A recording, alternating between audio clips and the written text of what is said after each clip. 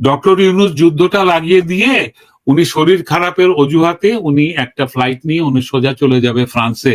যাওয়ার পরে বা আমেরিকা চলে আসবে, তারপরে খবর হবে যে আমাদের প্রধান উপদেষ্টা শরীর খারাপ হওয়াতে উনি গতকালকে একটি যে মহা দুর্যোগের মধ্যে পড়বে সেটা ভেবে আমি আতঙ্কিত।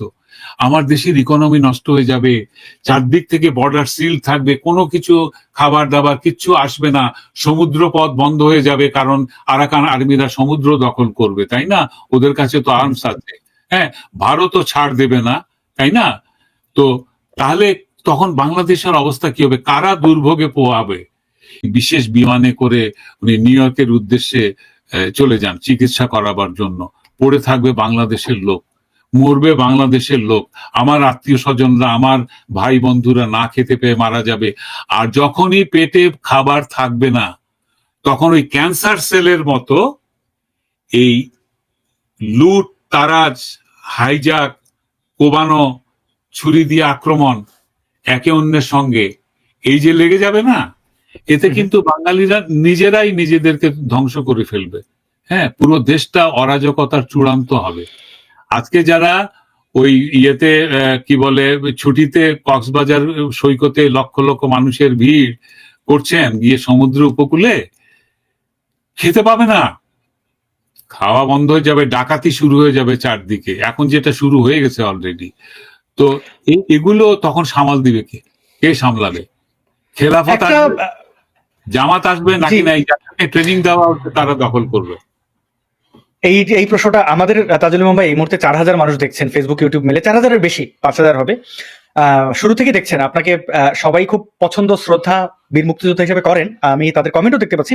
দর্শকদের কাছে একটা প্রশ্ন করে রাখি যে দর্শকরা কি মনে করেন যে এই ইউনূস সরকার 4-5 দিন, 3 দিন, 4 দিন পরেই আমরা নতুন বছর পাচ্ছি, এই নতুন বছর 2025-এ কতদিন টিকতে পারে? মানে তাদের যে অবস্থা, ইউনূসের হাবভাব দেখলে মনে হয় যে তিনি পালানোর ফন্দি করছেন, এবং তার ক্যাবিনেটে থাকে কিছু ব্যক্তিদের সাথে, ব্যক্তিদেরকে যে আমি একদম চিনি না বা যোগাযোগ হয় না এমনও না, তাদের অনেকেই শুরুতে বলছিলেন, খুবই উৎসাহিত উদ্দীপনায় ছিলেন যে ওনারা কেউ থামান, মানে দ্রব্যমূল্যর নিম্ন গতি, এই করেছেন সেই করেছেন, ইউনূস দ্য গ্রেট। এখন তারা লজ্জায় মুখ লুকাচ্ছেন, এবং ইউনূসের কি সিদ্ধান্ত সেসব নিয়ে তারা এখন আলোচনা করছেন যে সামনে একটা বিপদে ইউনূস পড়লে, তারা নিজেরা যে নাটকের আশ্রয় নিচ্ছে সেই নাটক বাদ দিয়ে সত্যিকার অর্থে বিপদে পড়লে তাদের পাশে কে দাঁড়াবে? আপনি যদি সমন্বয়কদের কথা বলেন, সার্জিস দেখছিলাম ওই রাহাত ফাতে আলী খানের ওই কনসার্টে গিয়ে কোটানা মেধা মেধা মেধা এগুলো স্লোগান দিচ্ছিল, তার স্লোগানের সাথে গলা মিলিয়েছে খুব সামান্য কয়েকটা লোকজন, খুব সামান্য, মানে 0.1%। এই যে মানে তারা যে বলে রাজুতি আয়, তাদের এই রাজুতি আয় বললে তাদের কথা কে শুনছে? দর্শক বন্ধুদের কাছে এই প্রশ্নটা রাখছি যে আপনারা কি মনে করেন আগামী বছর 2025-এর কতদিন তাদের আমরা দেখতে পাবো? জি তাজুল ইমাম ভাই, এবার আপনার কাছে জানতে চাই যে আমরা যে ব্যক্তিদের সামনে দেখতে পাচ্ছি যারা করছে, মানে খুব লাফালাফি করছে বিভিন্ন জিনিস নিয়ে, তারা বিভিন্ন এক প্রকার যে আমরা এইটা চাই ওইটা চাই, এই যে চাওয়া, আমরা তারা কি চায় দেখেন তো। আমি একটা ব্যানার আমি আপনাকে দেখাই, কতিপয় ছাত্র মনে হচ্ছে এদের দেখে, এবং ছাত্র আন্দোলনেরই দেখেন তো এদের মাথার অবস্থা দেখেন, যদি দেখেন এই যে বাংলাদেশের পতাকা, এই সবকটা মোল্লা, কিছু মোল্লা মডারেট, দেখেন তাদের দাবিগুলো। তাজুল ইমাম ভাই, তাদের এই মোল্লা মডারেট গুলোর দাবি হচ্ছে 13 দফা। অবমাননা করলে মৃত্যুদণ্ড, প্রথম আলো ও ডেইলি স্টার পত্রিকা নিষিদ্ধকরণ, দ্রব্যমূল্য চিকিৎসা মূল্য হ্রাসকরণ, নারিকেল দ্বীপ অবমুক্তকরণ, এটা আবার কি আমি জানি না, হিন্দুত্ববাদ দমন, কুকুর নিধন, ওলামায়ে সুদের সমাজচ্যুতকরণ সহ। আচ্ছা, এই ওলামায়ে সুদের এরা কারা? ওলামায়ে সুদা কারা? নারিকেল দ্বীপটা কি? ও ওটা সেন্ট মার্টিনের নাম নারিকেল দ্বীপ।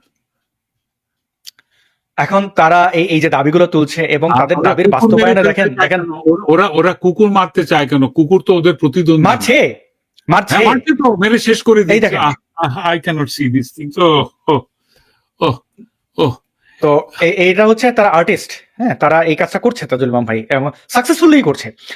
তাদের ব্যাপারে আমরা, মানে আমি প্রশ্নটা রাখি, এই ব্যক্তিরা চালাবে দেশ, এই বিদ্বেষীরা নিয়ন্ত্রণ করবে আমাদের সমাজ কতদিন তাজুল ইমাম ভাই? আমি জানি না এরা নিয়ন্ত্রণে আসবে কিনা, কিন্তু এরা যেগুলো কথা উচ্চারণ করছে সেগুলো কিন্তু এই মৌলবাদী, ধর্মবাদী সবগুলো দলেরই গোপন এজেন্ডা। নারীরা বস্তায় থাকতে হবে, পর্দা বেপর্দা হলে মৃত্যুদণ্ড, তো তখন তো বাবা বস্তায় ঢুকে যাবেন। মানে তারা তো তাদের তাদের নবীর চেয়েও বেশি জানে, মানে মোহাম্মদ তাদের নবী, তিনি তো কোথাও এরকম বলেন নাই যে মানে পর্দা লঙ্ঘন করলে তার মৃত্যুদণ্ড। ইউনুসকে সংক্ষেপে নবী বলে, নো মানে নোবেল, বি মানে বিজয়ী। তো ওরা বোধহয় ওই নবী আর নবী দুটা গুলায় ফেলতেছে আর কি। হ্যাঁ, এই যে ছাগল, মানে ছাগল বলবো না, এরা যে কত বড় মানে জঘন্য রকমের পশ্চাদমুখী।